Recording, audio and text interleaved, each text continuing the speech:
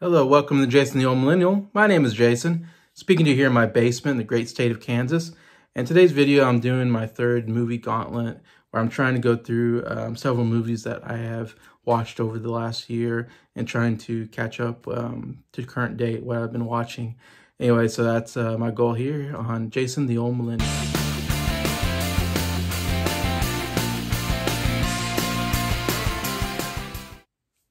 Hello, how's everybody doing here on this Wednesday afternoon? Glad you can view in on my video here. This is my movie gauntlet part 3. I'm gonna try to cover as many movies that I've seen in the last year. Kind of do some mini reviews. I want to start with some documentaries actually. I don't know if everybody likes documentaries. I do enjoy a good documentary and catch them every once in a while. I don't know how many people I know on YouTube enjoy documentaries. In fact, I seem like I always meet people that are like, oh, I don't care for documentaries, I don't watch them. And I don't know why. I'm like, man, if they are good, it's a piece of film that can be really good if you're a movie lover, I think. And so the first documentary I want to talk about is The Rescue, which is on Disney+. Documentary, it's one of the best documentaries I've ever seen. I absolutely love this documentary. It came out this last year. Or it came out last year maybe. And it's about these 12 kids, soccer player kids in Thailand and their coach. And remember, this happened some years back, a big news story. They go into a cave in Thailand and end up flooding. The cave ended up kind of flooding. They couldn't get back out. And so they were stuck in the cave. And luckily they figured out that they were in this cave, and they were in there for like a week or so before they discovered them even. And then once they discovered them, they had to figure out, how do we get all these kids and this coach out of this cave? You know, how did they do this? And also the floodwaters would keep rising, so we got a limited amount of time to get them all out. Big news story, but it's so fascinating seeing how they were able to rescue, as they call it, rescue these kids. Because you just can't get just anybody to rescue these kids. Because going through a cave, you need special equipment to go through a cave, and you need special divers, cave divers. They're kind of a unique amount of divers that like to go into caves and actually dive into the caves and, you know, route out a path, you know, and kind of, you know, figure out the geography of the cave or whatever, you know, all the nooks and crannies. And the people that do this the best evidently are like these people that do it as a hobby. And they get these English guys who are middle-aged English guys who like to cave dive for fun. It's what they do on their off time on vacation. Basically, they go to caves all over the world, I guess. And Thailand has a bunch of big caves in it. And they go and they dive into these caves and kind of rat out these, you know, what the cave looks like anyways. And so they had to take these English cave divers who knew the cave very well, and they had the right equipment and they had the right knowledge, and they were able to get in and get to these kids. And just the way they had to, I mean, just incredible, the fact that they found them, they're alive. And then the whole idea of how to get them out was absolutely incredible, because it was very, very difficult getting them out. Much more difficult than I even realized, because I remember when the story happened, but I didn't know all the details. And so this documentary really shows you all the details of how they did it. They had a doctor who was also a cave diver, and then they came up with the idea of shooting them, you know, and make them go to sleep, because they couldn't do it while they're awake. They freak out. But they put them in scuba diving gear and oxygen, and they would give them a shot. The doctor would, who was, I guess, an expert at anesthesia, would give them some kind of anesthesia to knock them out. But then there's all the other problems. You can like choke on your saliva, I guess, when you're asleep and stuff. And your vital signs, your heart rate could go down too low, and there's all these problems that could happen evidently when you're under anesthesia. So it's not a safe way of doing it, but it was the best way they could figure out, and they were running out of time. Anyway, so it's just incredible that they had to go in and how they got each kid and had to anesthesia them and drag their body through the water all the way out, which is like several miles long. Anyways, and the whole thing was like, we don't know if we can get all of them out alive. Like, we hope we can get them all out, but there's a good chance somebody will die on the way. And the fact that they got them all out alive, None of them died. I mean, absolutely incredible story and very well documented here in The Rescue. Yeah, one of my favorite documentaries. Should have won Best Documentary. For some reason, wasn't even nominated, which was crazy. But yeah, so definitely check out The Rescue on Disney Plus if you enjoy a good documentary or not. It's still very good. Another documentary I want to mention, also on Disney Plus, is called The Summer of Soul. This won the Oscar for Best Documentary, actually, by a guy named Questlove, who's a known drummer in a hip-hop band. And Summer of Soul, it's hard for me to really talk about it because it deals with this outside concert. It happened like right after Woodstock. And of course, it happened in Harlem, New York, and they did this outside concert. They brought in like all the big R&B and soul bands, and like Stevie Wonder was like one of the probably the biggest name. I think Earth, Wind & Fire might have been there, if I remember right. But they brought in all these groups and individuals that are very popular in the Black community, I would say, that weren't at Woodstock. And they had this big outdoor concert, which was pretty big, I guess. But nobody's really talked about it. I've never heard of it myself. And so the whole idea, I think, was bringing out this footage and kind of showing this also was going on at the same time. Woodstock was the big headliner, but also there was this other concert that was going on at the same time, I guess. And they wanted to show the footage of that concert. And also they did interviews with people that were there, and I guess the significance of that concert. And when I say it's hard for me to really analyze or criticize this documentary, or, you know, review this documentary, it deals a lot with, do you like R&B and soul music? I personally don't. I'm not a fan of that genre of music. It's one of those genres I just don't listen to and don't care for. I'm not a big Stevie Wonder fan, though he does some good stuff. Obviously, he's one of the biggest musicians at the time. It's just not my kind of music. So for me, I did not care for Summer Soul. It's not one that I would ever watch again. It's not one that I really enjoyed at all. But like I said, it's nothing to do with the subject matter or the way they made the movie. It was fine. It's just all doing with the music itself. Like, I just not care for that music at all.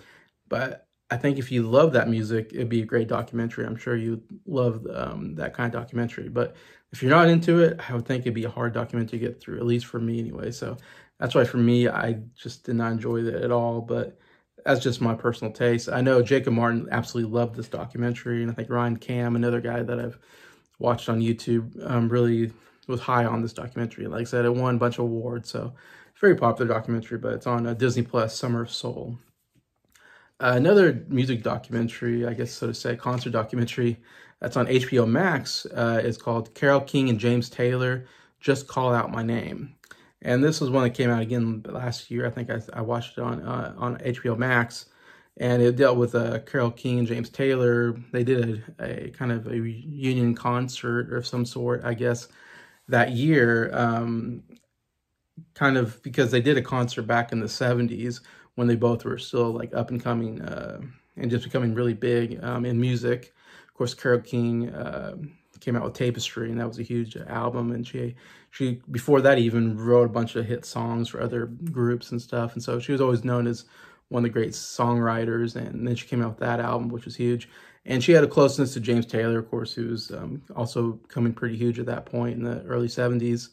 And you know, James Taylor made he put one of Carole King's songs on his album, made it very famous. Now I'm forgetting the name of the song, but you probably know what it is. I'm forgetting, but yeah. Of course, there's Just Call Out My Name. Yeah, is a big one, but they were very close in the 70s, and they, of course, like I said, James Taylor even sang one of Carole King's songs and made it famous, or made it even more famous. And so it was interesting seeing them.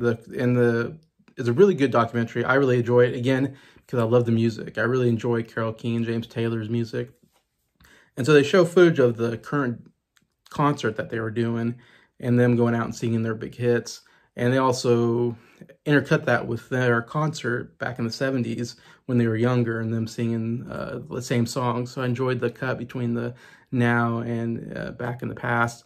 Also, they do interviews with the two, of course, talking about, you know, how they met and what, respect they had for each other's music and all this, and how they came up with the concert, even talking about, how they come up with the music for the concert and what they're going to play. Anyway, so I really enjoyed this. If you like Carole King, James Taylor, this is a great documentary kind of about their career and also about their friendship, I would say. And in this, Carole King and James Taylor just call out my name. So definitely check that out if you like those two musicians. And another documentary I just want to mention, I just watched the other day that I really, really enjoyed, was on Netflix. And it's one I've been wanting to watch. It came out this last year. It's called Malice in the Palace. And Malice in the Palace is about an NBA game that happened, I'm forgetting exactly when, in the mid-2000s, with the Indiana Pacers and the Detroit Pistons, which was a famous game for the reason that during the game, there was kind of fight kind of ensues, and Ron Artest on the Indiana Pacers lays on a scorer's table, and a fan in the Detroit Pistons, which was called the Palice at the time, their arena, and a fan threw a cup of beer onto Ron Artest as he was laying there on the scorer's table, and Artest, of course, goes crazy, and he goes into the stands and he starts punching out fans. And this was just absolute crazy chaos, and other fans coming in.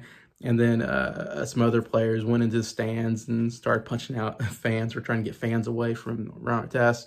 And even when Ron Artest came back on the court, another fan came up and he punched him out. And it was just the craziest thing you've ever seen. We've never seen players go into the stands and punch fans out. It was just unprecedented. It was a big, embarrassment to the NBA. It was a huge, they made a lot of changes to how they regulate that kind of stuff. Anyways, and I remember it happening when I was actually watching the game when it happened, which is very unusual because I don't always watch NBA games. But I remember Indiana Pacers and Detroit Pistons, the thing you have to remember is they were two of the best teams in the NBA at that time. Detroit Pistons were the current champs. In fact, they just won the championship the year before. And the Indiana Pacers had played Detroit in the Eastern Conference Championship the year before. So they were the two best teams in the East. And so it was you thought it was be a great game. So I remember coming across it on TV, and I was like, oh yeah, Indiana Pacers, Detroit Pistons should be a great game.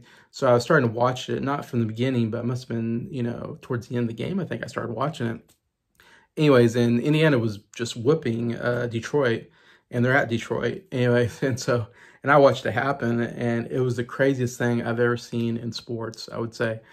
I mean, it was absolutely insane. I remember I was at my parents, I was living with my parents at the time, and he had a DVR, and I DVR'd, I like rewinded it and taped the whole thing because I wanted to show my dad. Cause I was like, it's like, Dad, you gotta see this footage. This is the craziest thing I've ever seen in sports. And in fact, I think I went back and rewatched it like, 10 times in a row. I just like, and pausing it and kind of analyzing like what exactly happened, why did this happen, and it was just absolute crazy. I mean, because you never expect the players to go into the stands and punch out fans, even though the fan was terrible. He threw a beer on the player, which you should never do.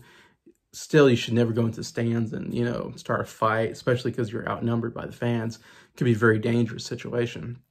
But Ron Artest was known as having a bad personality, and he was known for erratic behavior and anger problems and getting into fights and games. And so it was kind of the, wrong person, the wrong time. It was just a combination of really bad stuff happening. I mean, you got Ron Artest involved, and he has a bad anger problem anyways. You're in Detroit, you're beating Detroit, so the fans are upset because they're losing. And then you get in a fight with Ben Wallace, one of their favorite players. And the fans are drunk at this point. It's at the end of the game. They're drunk. They're angry. One of them, is an idiot, sees Ron Artest laying on the scorer's table and decides to throw beer. I mean, it was just a bad situation. There's so many things that could have happened that could have, stopped it from getting out of hand. So it definitely got way out of hand. And of course, it was the news story for quite a while. Everybody talked about it. And Ron Artest got suspended for the rest of the year. Also, Steven Jackson and Jermaine O'Neal got big suspensions, who were big-time players for Indiana. Totally ruined Indiana for that year. Indiana was expected to be a championship contender. And Ron Artest was a great player. and that totally killed their championship ability that year. And it was also Reggie Miller's last year. He played for 18 years with Indiana Pacers, and he was a huge, I mean, he was the biggest player to ever play probably for Indiana Pacers. I mean, he was well beloved by everybody, fans, players, and they really wanted to win a championship for Reggie Miller. And so it's kind of almost a sad documentary when you go, man, Reggie Miller, what a bad way to go out, to retire after this big catastrophe, embarrassing moment for that program.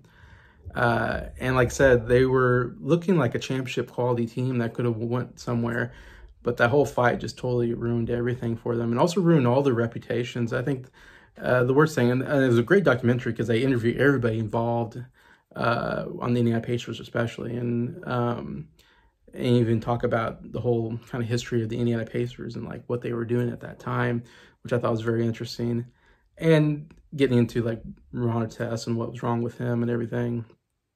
Also getting into the fans. They even interviewed one of the fans that was punched by Ron Artest, which was interesting. Anyway, so they did a really great job getting everything, kind of all the information, all the interviews. And you feel kind of sad for Jermaine O'Neal because he was kind of this guy that was going to be like one of the best players. I mean, he was one of the best players in the NBA. He was an all-star center. And because he was kind of involved, I think he punched a fan, and that was attacking Ron Artest. He got 25-game suspension, but then they talk about how they had to go to court and appeal the sentence and all that and what happened there. But still, it just kind of ruined Jermaine O'Neal's reputation. I don't think he ever became the same player again. And he never won a championship. And so it's kind of sad for him. And I think he feels very bitter. When you see him in interviews, he's like very bitter about the whole thing and how it got handled and how he got like the worst end of it, it seemed like, anyways, in some senses. So yeah, so it's very interesting look at what happened. And as a fan, it was entertaining, I guess, in a way, because I was like, this is crazy. Like, I never thought I'd see something like this before, and something you would talk about for a long time. But then you don't realize like how it kind of ruined people on the way, and it kind of, you know, had some lasting effects that were very negative for the NBA.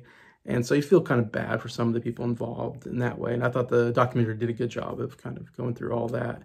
Anyway, so if you remember that scene at all, this is a great documentary to watch to kind of get all the different sides of the story of what happened, you know. And of course, like I said, the NBA totally changed. I mean, you can't go in the stands at all. You can't, you know, if you leave if there's a fight and you leave the bench, you get suspended. I mean, they don't want any fights to happen in the NBA. If there's any kind of fighting, they really hit you hard because they don't want anything like that to happen again.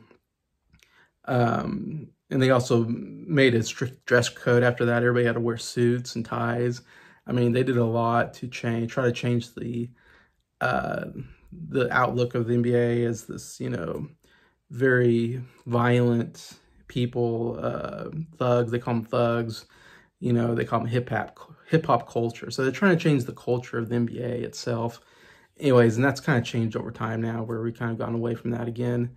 But yeah, definitely was a huge moment if you're an NBA fan or a sports fan. Anyway, so yeah, so that's the other documentary I just saw the other day that I thought was really great, that I highly recommend. Anyway, so I'm running out of time here, but I just wanted to cover some of the documentaries that I've seen over this last year on this, my movie Gauntlet Part 3. So I'll get to some more in a later movie Gauntlet. So thank you for watching this video. Thank you for liking it. Thank you all to the subscribers for supporting the channel. I really appreciate you, and I hope you have a good day.